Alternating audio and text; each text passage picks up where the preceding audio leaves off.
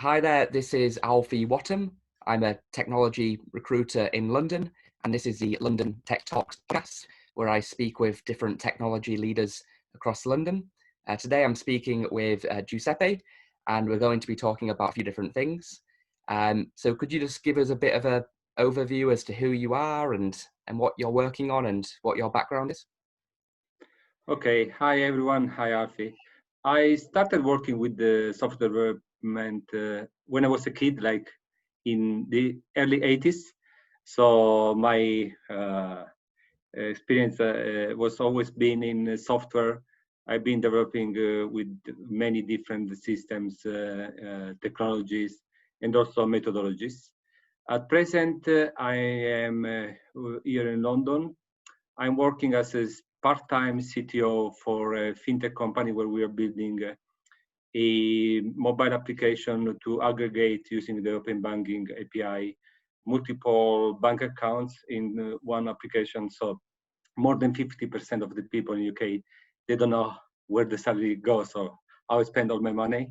So with an application with this and the right insights, you can see in real time what is your balances, how you're spending money, where the money is going. So this is a project that we started in December.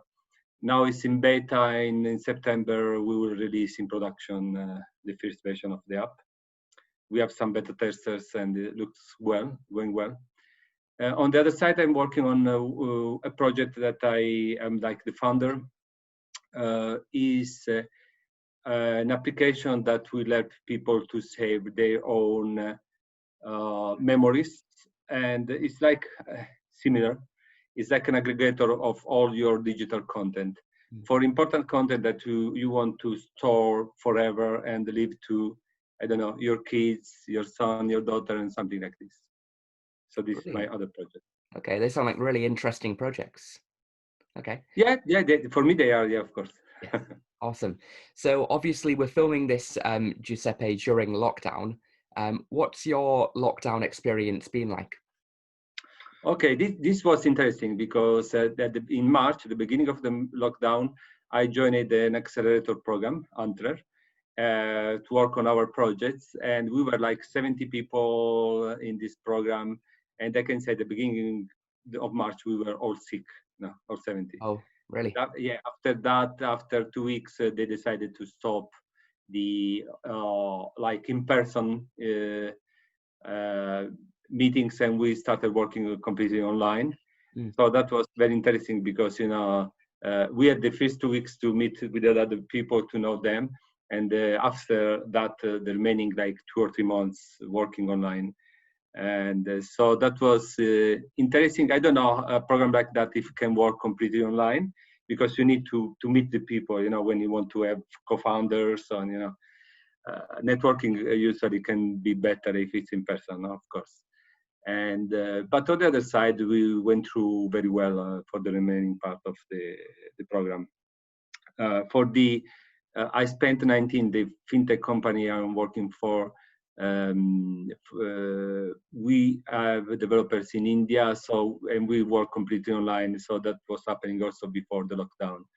So in this sector, nothing really changed, No, that's the thing about technology. A lot of people were already working remotely, so it wasn't a massive change for a lot of people, especially when you have teams overseas as well. Good stuff. So a lot of IT graduates and junior developers and that kind of thing, a lot of those people watch these videos. You've obviously been in the industry for a long time. Do you have any advice for people that are just starting their IT careers? Okay. Yeah, of course, I can say always follow your dreams. And I always did this, can go good, well, can go bad, but at the end, you cannot really, regret what you're doing if you're following your dreams. It's like you try, you fail, you learn from your failure, and you do the next one. Especially when you're young, never settle down, for something that doesn't make you excited. When you go to the office or sit in front of your computer at the beginning of the day, you should be really excited of what you're doing. Otherwise, that means that probably you're doing something, you're going on the wrong path, So, and of course, this is I can be a testimonial of this. I started working with a little calculator. Now I'm still working with, the programming languages, they didn't change in the last 40 years. What is changing is like the technology. But at the end, you need to be constantly updating yourself. So learning, and now it's much easier than before. So now you can find everything online, courses, training, and that is connected to the previous point. If you are excited about something, it's not a problem to learn a new technology and so on. Yeah. On the other side, when I hire people, I never ask technical questions because I like more talking to the person. So I'm interested in the attitude of the people. I never hire for the skills, So like when I do tests, they are never technical tests. I always do like logical tests because, our job is to solve problems. And I think really that the people, they need to be able to solve a problem. I don't care what is the technology. I don't want to know what they do really, in the details. Yeah. Their job, but, you can use what we want, And so now, like these days, like microservices, you can build the same application using 10 different languages. So what's the problem? Yeah, no, absolutely. I completely agree that you should hire for attitude and then train for skill, because skills can be learned, but things like problem solving, that's more of a mindset approach. I love what you mentioned around the advice of following your passions and dreams as well.